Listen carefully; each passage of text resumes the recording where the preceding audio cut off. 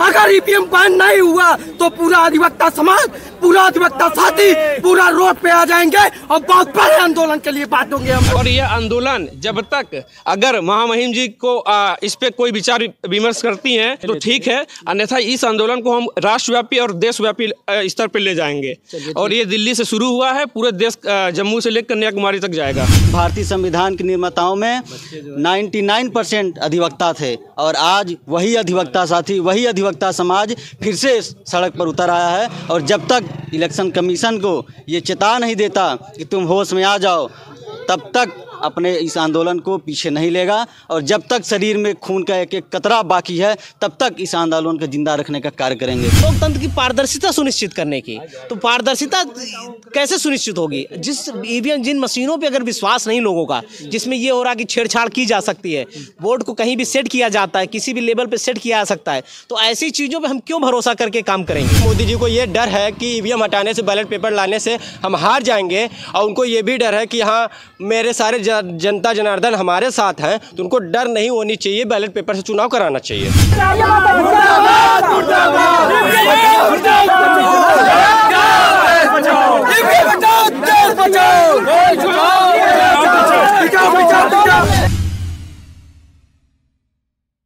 दोस्तों बता दें कि अब भानु प्रताप सिंह जी और महमूद प्राचा जी की अगुवाई में चल रहे आंदोलन की चिंगारी देश के अलग अलग राज्यों में, अलग अलग कोने में पहुंचने लगी है। ऐसे लोग कूच करने के लिए निकल पड़े हैं सड़कों पर और कचहरियों पर, तमाम धरने के माध्यम से, आंदोलन के माध्यम से, पैदल मार्च के माध्यम से जो है निर्वाचन आयोग को और साथ ही राष्ट्रपति द्रौपदी मुर्मू जी को बताने का और जगाने का काम करें। क्या नाम हुआ?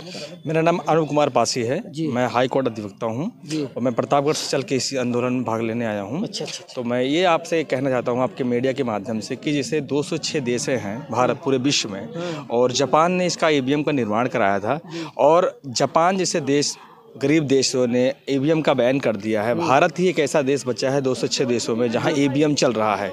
मगर मुख्य बात आप देखने आपको ले जाऊंगा कि जब ये राष्ट्रपति का चुनाव होता है या कोई अन्य चुनाव होता है तो वो लोग बैलेट पेपर से स्वयं करवाते हैं चुनाव, उनको ईवीएम पे भरोसा नहीं होता है तब। अच्छा, राष्ट्रपति का चुनाव अभी भी बैलेट पेपर से हुआ था, इस बार भी नहीं सही है। और अभी और लोगों को जब लोकतंत्र की बात आती है तो आप ईवीएम की बात करते, चलो ठीक है ईवीएम से कराते भी हैं। अभी जो सरकार ने डेमो के तौर पर तहसील कचहरियों में ईवीएम का डेमो पेश कर रहे हैं कि जो फर्जी लोग, जो अन्य पार्टी या अन्य लोग जो इसको गुमराह कर रहे हैं कि ईवीएम में फर्जीवाड़ा है, तो ईवीएम 800 कहाँ जल रही है, ईवीएम चोरी कैसे पकड़ी जा रही है, कई ईवीएम फ्रॉड करके कैसे आती हैं, जो लोग का वीडियो सोशल मीडिया पे वायरल होता है। तो इससे मुख्य यही होता है कि हम लोग एडिट करके ऐसे डाल देते हैं, ऐसा कुछ नहीं। अगर एडिट कर रहे हैं तो जो जनता है वो क्यों परेशान है, वो क्यों कह रहे हैं कि हम वोट किसी और अन्य पार्टी को देते हैं तो वोट कहाँ जा रहा है। जनता कहती है हमने वोट ही नहीं दिया, तो वहाँ से कैसे भाजपा जीत रही है। हम आपसे भी जानना चाहते हैं कि जो मीडिया जो हम लोग चला रहे हैं, जो हमारे देश की एक मीडिया स्तंभ कही जाती है, किसी भी बड़े लेवल पर दिखाइए उसका विरोध नहीं करते हैं। तो आपने कहा कि भारतीय जनता पार्टी क्यों जीत रही है, तो जीत रही है अपने मुद्दों से, अपने वसूलों से। बेटी बचाओ, बेटी पढ़ाओ, हाँ, और महिला सशक्तिकरण, और रोड देख लीजिए, उज्ज्वला देख लीजिए, तमाम ऐसी लाभकारी योजनाएं। ये सारी जितने भी आप बताना चाहेंगे, जैसे कि आपकी जो केंद्र सरकार की जितनी भी योजनाएं हैं वो प्राइवेट हो चुकी हैं। आपको आर्मी के देख लीजिए, अग्निवीर आ गया है 4 सेलों के लिए। आपकी रेलवे जी पूरी तरह से अडानी के हाथों में चली गई है। आपकी जो अभी सिर्फ 2 चीज़ें बची हैं, आपकी जो पोस्ट ऑफिस और इंडियन ऑयल, इसके अलावा कोई भी ऐसा चीज़ नहीं है जो यहाँ पे केंद्र का रह चुका है। सभी पे प्राइवेट जैसे अंग्रेजों के ज़मानों में होता था और वैसे हो चुका है। तो आप कैसे मान सकते हैं कि आप ये बहुत अच्छा चल रहा है। दूसरी बात, जब नारी शक्ति की बात कर रहे हैं, जो मोदी सरकार ने ही रखा था महिलाओं को टोल फ्री नंबर सुनने के लिए 112 में, फिर उन्हीं महिलाओं को रोड पे क्यों उतारा गया, विरोध में गए हैं। तो इस प्रकार की कई सारी हैं जो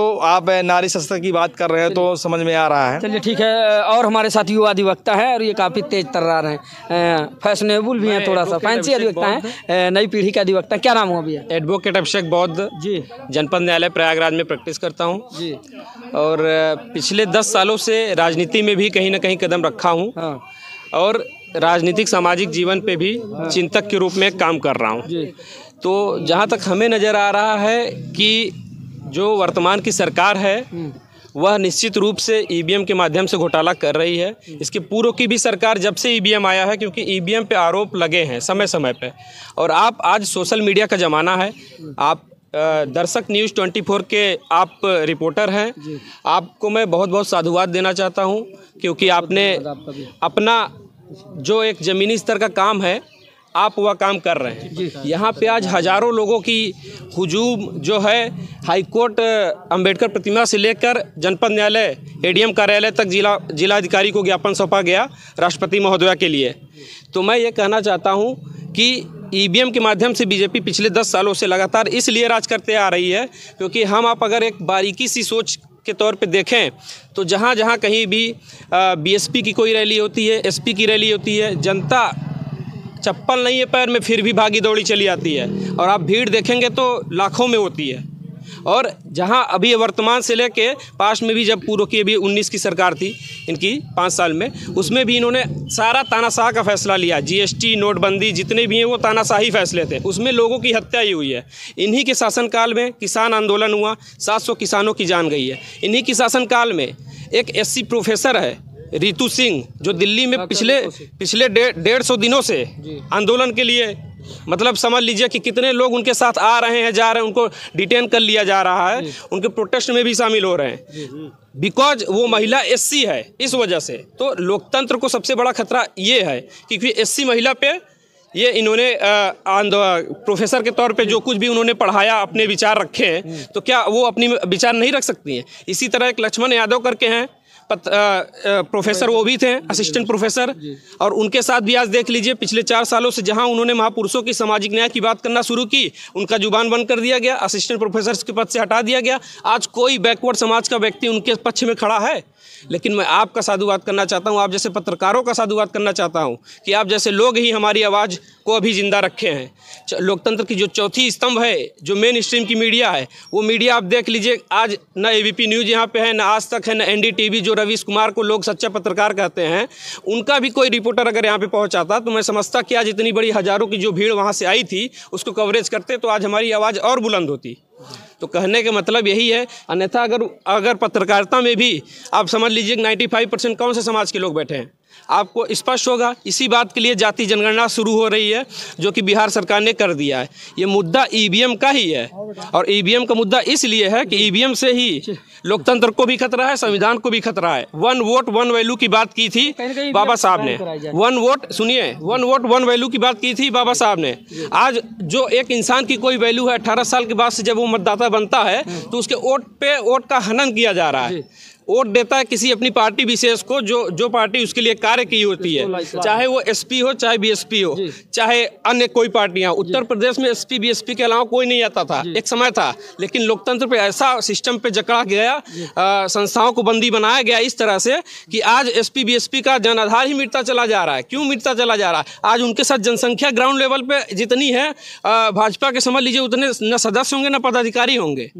लेकिन भाजपा की पार्टी ने ये काम किया है, सारी सिस्टम को हाईजैक करके। चलिए ठीक है वकील साहब, थोड़ा समय का अभाव है। बिल्कुल समय का अभाव है। हाँ। मैं आप जैसे पत्रकारों का साधुवाद करूंगा कि आप ऐसे निरंतर हमारी आवाज़ को बुलंद करें। बिल्कुल बिल्कुल। और यह आंदोलन जब तक अगर महामहिम जी को इस पे कोई विचार विमर्श करती हैं, यह आंदोलन सफल होता है, केंद्र सरकार हमारी बातों को समझ पाती है तो ठीक है, अन्यथा इस आंदोलन को हम राष्ट्रव्यापी और देशव्यापी स्तर पर ले जाएंगे।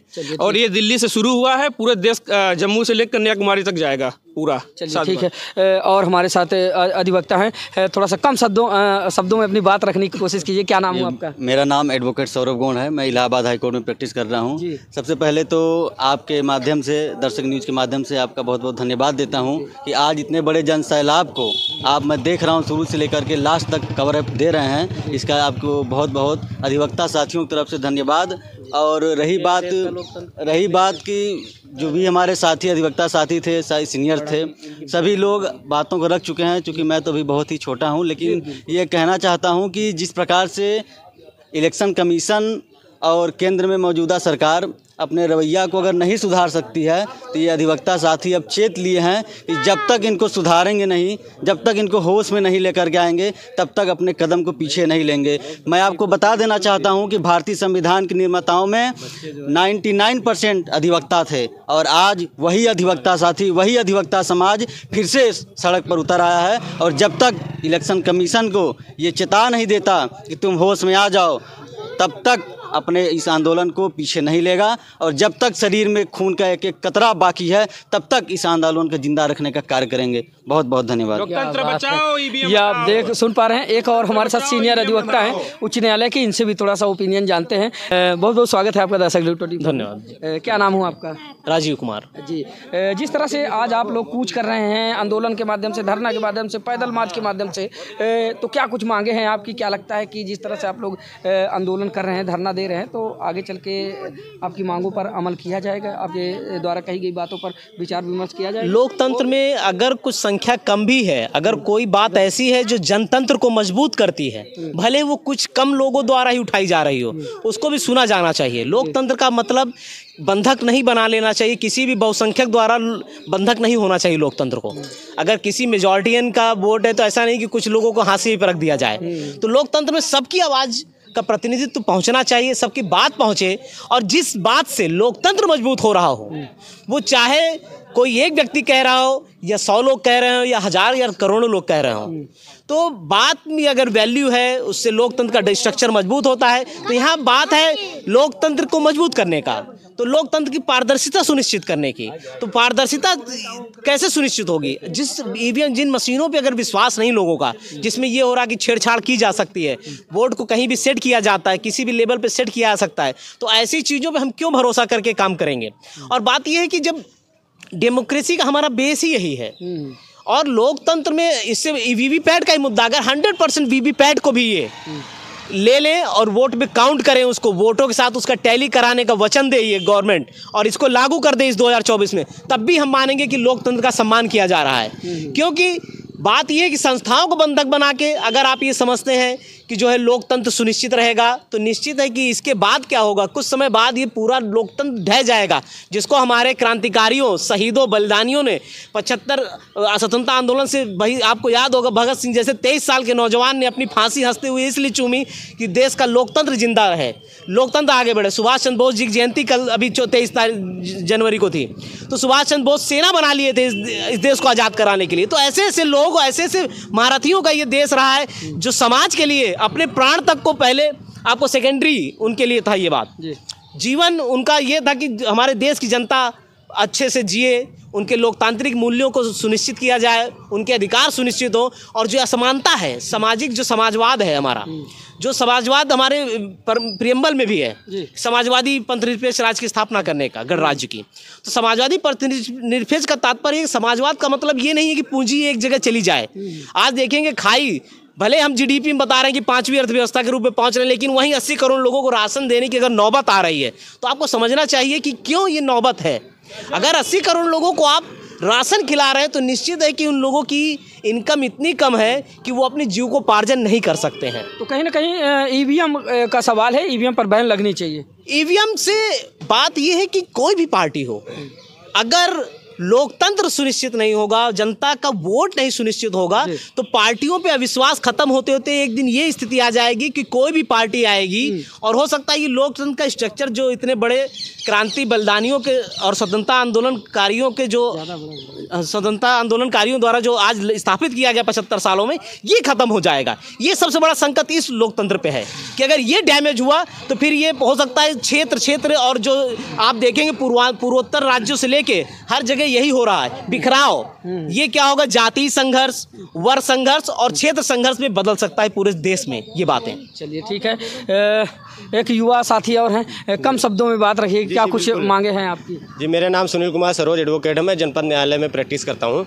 और मैं सारी बातें हमारे अधिवक्ता साथी भाइयों ने कह डाली है, तो मैं ज़्यादा नहीं बोलूँगा। बस इतना कहता हूँ कि ईवीएम को हटाने के लिए जो चलाया गया है, तो वो उसको आप पूरी तरीके से ईवीएम बैन होनी चाहिए। अगर मोदी जी को ये डर है कि ईवीएम हटाने से, बैलेट पेपर लाने से हम हार जाएंगे, और उनको ये भी डर है कि हाँ मेरे सारे जनता जनार्दन हमारे साथ हैं, तो उनको डर नहीं होनी चाहिए, बैलेट पेपर से चुनाव कराना चाहिए पूरे देश में ये बातें। चलिए ठीक है, एक युवा साथी और हैं, कम शब्दों में बात रखिए, क्या कुछ मांगे हैं आपकी? जी, मेरा नाम सुनील कुमार सरोज एडवोकेट है, मैं जनपद न्यायालय में प्रैक्टिस करता हूँ, और मैं सारी बातें हमारे अधिवक्ता साथी भाइयों ने कह डाली है, तो मैं ज़्यादा नहीं बोलूँगा। बस इतना कहता हूँ कि ईवीएम को हटाने के लिए जो चलाया गया है, तो वो उसको आप पूरी तरीके से ईवीएम बैन होनी चाहिए। अगर मोदी जी को ये डर है कि ईवीएम हटाने से, बैलेट पेपर लाने से हम हार जाएंगे, और उनको ये भी डर है कि हाँ मेरे सारे जनता जनार्दन हमारे साथ हैं, तो उनको डर नहीं होनी चाहिए, बैलेट पेपर से चुनाव कराना चाहिए।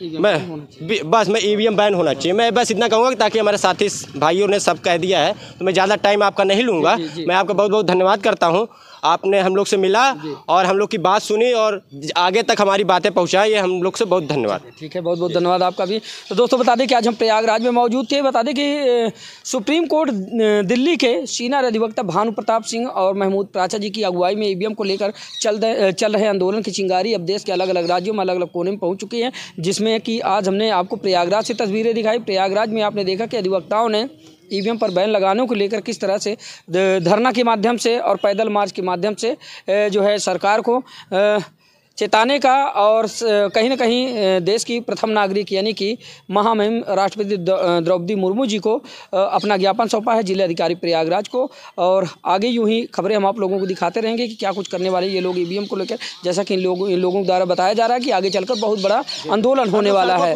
तो आगे की खबरें हम आप लोगों को यूं ही दिखाते रहेंगे। दोस्तों फिलहाल आज की खबर देखने के लिए बहुत बहुत धन्यवाद आप लोगों का। मिलते हैं किसी दूसरी खबर में, तब तक के लिए नमस्कार, वंदे मातरम। एक बहुत बड़े आंदोलन की हम लोग तैयारी कर रहे हैं। अगर ईवीएम बैन नहीं हुआ तो पूरा अधिवक्ता समाज, पूरा अधिवक्ता साथी पूरा रोड पे आ जाएंगे और बहुत बड़े आंदोलन के लिए बांटेंगे हम लोग। ट्रायल के रूप में अभी तक ईवीएम से चुनाव होते हैं, लेकिन आज क्यों जरूरत पड़ी ईवीएम बंद कराने? ईवीएम से चुनाव होता है, सब लोग कहते हैं हमको तो वोट दीजिए, हमको वोट दीजिए, लेकिन बीजेपी कहती है कहीं भी वोट दीजिए हमको, आप कहीं भी वोट दीजिए, सारा वोट हमको मिलेगा, आप लोग वोट दीजिए कहीं पे भी, बीजेपी का ही। कहीं ना कहीं आपका कहने का मतलब यह कि ईवीएम हैक की जा सकती है।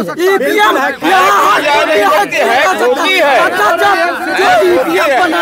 जो भी ईवीएम बनाया वो अपने देश में अगर ईवीएम को नहीं करवा रहा है तो क्यों? चलिए ये देखिए किसी के पीछे के कार्यकर्ता दोस्तों बता दें कि अधिवक्ताओं के साथ साथ तमाम आम नागरिक भी इस आंदोलन में अपनी सहभागिता दे रहे हैं। क्या नाम हुआ आपका? ये बताइए क्यों चाहते हैं कि ईवीएम बैन हो? साबित हो गया सोचने वाली बात, बैलेट पेपर से होकर बेईमानी नहीं होगी। ईवीएम का उठा के देख लीजिए, 11 दिन में चुनाव हुआ है, वहाँ मोदी सरकार नहीं बनी है। 3 महीने में चुनाव जब समय मिला है तो ये चुनाव जीत गए। उदाहरण के लिए बताइए, उदाहरण के लिए 4 रात में चुनाव हुआ तेलंगाना में, उदाहरण देख लीजिए, तेलंगाना में 4 दिन चुनाव होगा, चुनाव हार गए। ईवीएम के दम पे तानाशाही नहीं चलेगी, नहीं चलेगी। ईवीएम के दम पे गुंडागर्दी नहीं चलेगी, नहीं चलेगी। ईवीएम के दम पे तानाशाही नहीं चलेगी, नहीं चलेगी। ईवीएम के दम पे गुंडागर्दी नहीं चलेगी, नहीं चलेगी। ईवीएम के दम पे तानाशाही नहीं चलेगी, नहीं चलेगी। ईवीएम हटाओ, संविधान बचाओ। ईवीएम हटाओ, लोकतंत्र बचाओ। हटाओ, संविधान बचाओ। ईवीएम हटाओ, लोकतंत्र बचाओ। चुनाव आयोग होश में आओ, होश में आओ, होश में आओ। चुनाव आयोग होश में आओ, होश में आओ, होश में आओ। ईवीएम हटाओ, लोकतंत्र बचाओ। लोकतंत्र बचाओ, लोकतंत्र बचाओ। ईवीएम हटाओ, लोकतंत्र बचाओ। लोकतंत्र बचाओ, लोकतंत्र बचाओ। ईवीएम वाली सरकार नहीं चलेगी, नहीं चलेगी, नहीं चलेगी। ईवीएम वाली सरकार नहीं चलेगी, नहीं चलेगी, नहीं चलेगी। इंकलाब जिंदाबाद, इंकलाब जिंदाबाद, इंकलाब जिंदाबाद। आवाज़ दो, आवाज़ दो, आवाज़ दो। ईवीएम वाली सरकार नहीं चलेगी, नहीं चलेगी, नहीं चलेगी। ईवीएम वाली सरकार नहीं चलेगी, नहीं चलेगी, नहीं चलेगी। समाज जिंदाबाद, जिंदाबाद, जिंदाबाद, जिंदाबाद, जिंदाबाद, जिंदाबाद।